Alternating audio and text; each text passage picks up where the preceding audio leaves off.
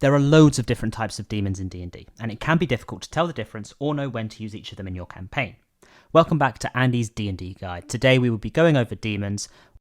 As always, if you disagree with anything here or if for your campaign it's different, that is absolutely fine. For this particular series, I am just going over the monster manual, so I'll just be going over the core demons, but of course every game is different. So the first question that everybody has when it comes to demons is, what is the difference between a demon and a devil? And there's a simple answer: chaos. While devils follow a strict rule and hierarchy system, demons just do what they want, when they want, and what they want to do is evil. On the other hand, what you could do, and that wouldn't be evil, would be to subscribe and like the video if you learned something. Every time someone subscribes, a demon loses its wings. Anyway, back to the actual tutorial. Demons are from the Abyss, which is one of the outer planes where chaos rules and even the world will warp your mind. It's the Abyss itself that has given the demons their power, and allows them to increase their power by warring with others. The demons who have spilled the most blood will be elevated to be a demon lord, even if they weren't born in the Abyss originally. In fact, many outsiders have found themselves at the top of the pecking order just because they were tougher than the rest of the inhabitants here. One famous example is Lolth, who was imprisoned in the Abyss by Corellon, but then rose the ranks to become a demon lord. In fact, it's not just demon lords that you can be elevated to. Most demons start their life as Marnis before killing enough enemies to be elevated to a Dretch, and so on. These elevations can take millennia to achieve though, unless a demon lord deems them useful, and most demons are destroyed well before they reach anywhere near the upper echelons. According to the Monster Manual, there is such a thing as a demonologist, and they have managed to organise the demons for me, so I don't even need to think. We'll go through all of the demons in the Monster Manual, layer by layer, and if you have any that you really like that are in your own games or from any other books, please drop them in the comments below. It's also worth mentioning that I'm not going to go through the exact stat blocks, as I want you to have some element of surprise when you fight these guys, but a lot of the stuff can be found online if you need it. So the lowest level are minor demons. Now this includes Marnises, and whatever, and Dretches and Quasits.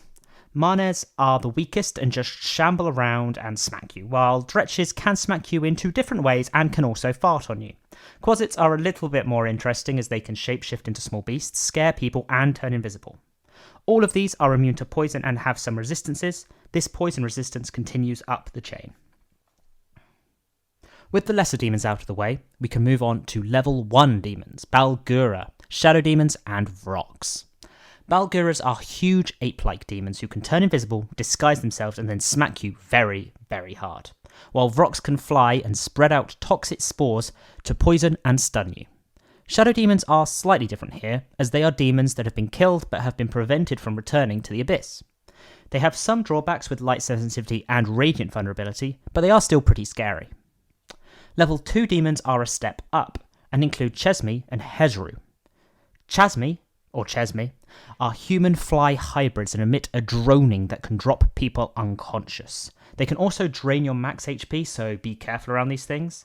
Hezru are just strong foot soldiers of the Abyss, and they reek, like really smell. So much so that standing near them can just poison you. Moving on from level 2 up to level 3, we have Glabrazu and Yokl.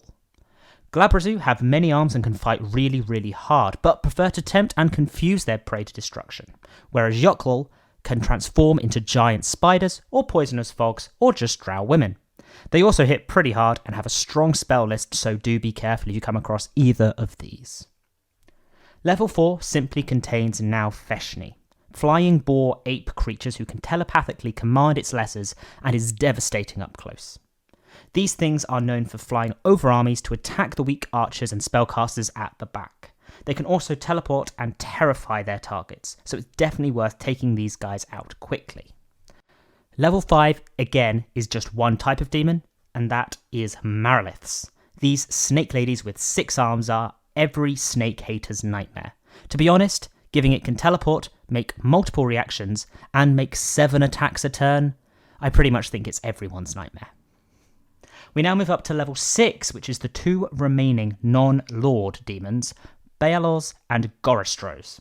Goristros are huge Minotaur-like demons who can resist a lot of damage types, can charge you down, as well as deal a huge amount of damage each turn. Balors are also huge hitters with melee weapons that can reach 30 foot away, an aura that damages anyone close to it, and the ability to leave behind a special present when it dies. Overall, all these demons are very scary, especially as you get higher up the rankings, but they are nothing compared with the demon lords. I will go through the ones that are mentioned in the monster manual here, but by all means have different ones in your world. As long as they are chaotic, evil, and powerful, they can be demon lords. There are 7 known demon lords in the monster manual. Although they don't have stat blocks as they are far too strong to fight for a normal party, the 7 are Baphomet, demon lord of minotaurs and beasts; Demogorgon, the self-styled prince of demons; Grazd, the dark prince who's incredibly handsome but just as evil; Jubilex, he leads slimes and oozes; Lolth is the demon queen of spiders, and that just leaves Orcus, god of the orcs, and Yeenahu, who is the Null Lord. All of these are god-level beings who have devout followers who will do anything to pursue their master's evil ways. It is worth mentioning here that while there is no hierarchy as such in the Abyss, where all of the demons are from, they do respect power, and if they do go up against a demon lord, they are likely to be destroyed, and therefore a hierarchy creates itself through fear, domination, and control. So there we have it. That is all the demons. If you have found this useful in any way, please do like, subscribe, and join me next week when we will be going over their counterparts in the Nine Hells, the Devils. Thank you very much.